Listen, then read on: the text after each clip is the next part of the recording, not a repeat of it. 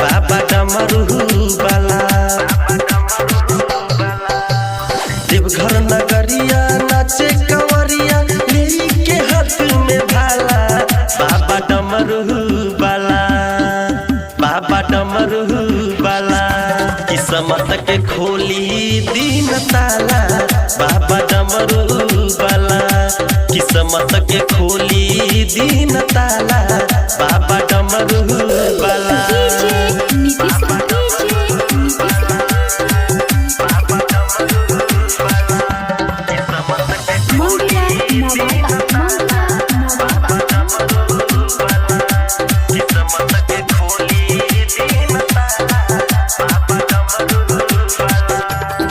घर न करिया के खोल के रख डोर हो, चहली चली पैदल हमरा होई गईले भोर हो। देव घर न करिया के खोल के रख डोर हो, चहली चली पैदल हमरा होई गईले भोर हो। घर से आईनी हम पैदल ए बाबा, काम नहीं करे सुहिया और दाबा, काम नहीं करे हो सुहिया और दाबा।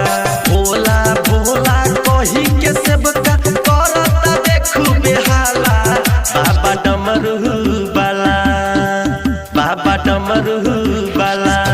किस्मत के खोली दीन ताला, बाबा डमरू वाला।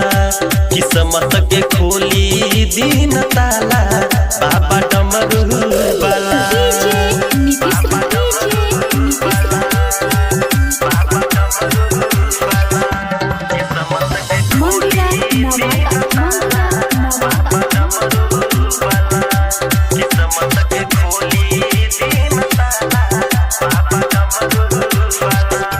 हरी दिन से लागल रहे सारा धाई मन में, देव घर जाइब चाहे आग लागे धन में।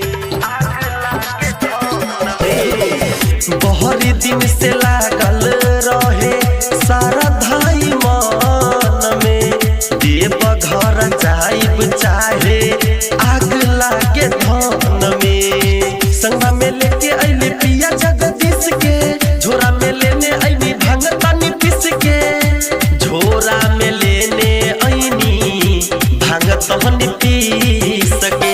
अहमद रेजा चढ़ैले बमाला, सुनिए बसहा वाला, बाबा डमरू वाला, बाबा डमरू वाला। किस्मत के खोली दीन ताला, बाबा डमरू वाला।